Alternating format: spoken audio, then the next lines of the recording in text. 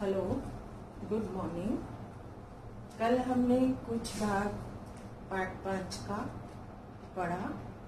आगे हम अब पढ़ेंगे और हमने ये जाना कि हमें ज़्यादा दोस्त नहीं बनाने चाहिए और आगे हम पढ़ के जानेंगे कि हमें अपने जीवन में केवल 1 या 2 दोस्त ऐसे बनाने चाहिए जो हमारे कभी भी किसी भी परिस्थिति में काम आ सके।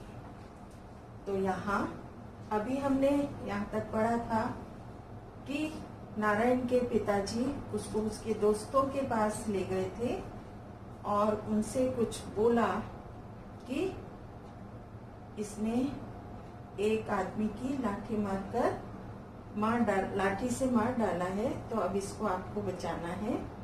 तो सभी दोस्त बोलने लगे कि ये हमारा दोस्त नहीं है, थोड़ी बहुत जान पहचान है, अब उसने किसी को मारा है तो उसका दंड भी उसे ही भुगतना पड़ेगा। आगे चलिए, उस आगे है, कुछ लड़कों ने कहा, अजी हम आपके लड़के को जानते ही नहीं।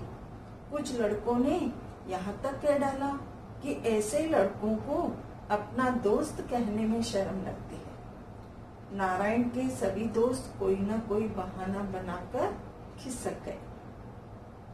इसके बाद पिता नारायण को लेकर अपने एक मित्र के घर पहुंचे।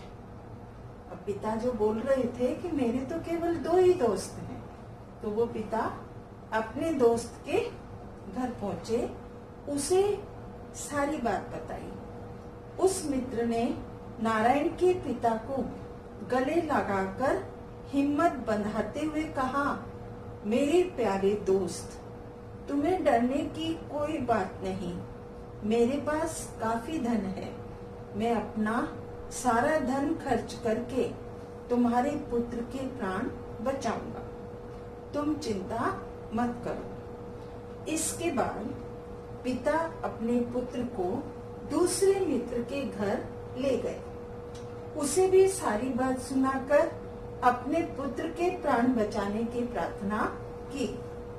उस मित्र ने कहा, दोस्त, ये आफत तुम्हारी नहीं बल्कि मेरी है। तुम्हारे तो एक ही बेटा है, मेरे 5 बेटे हैं। इसलिए मैं अदालत में बताऊंगा कि अपराध मेरे एक पुत्र ने किया है, उसी को सजा दिलवाऊंगा और तुम्हारे पुत्र को अपराध से बचाऊंगा। मैं तुम्हारा दोस्त हूँ। अगर इस आफत के वक्त तुम्हारी मदद न करूं तो हमारी दोस्ती का मतलब ही क्या रहा।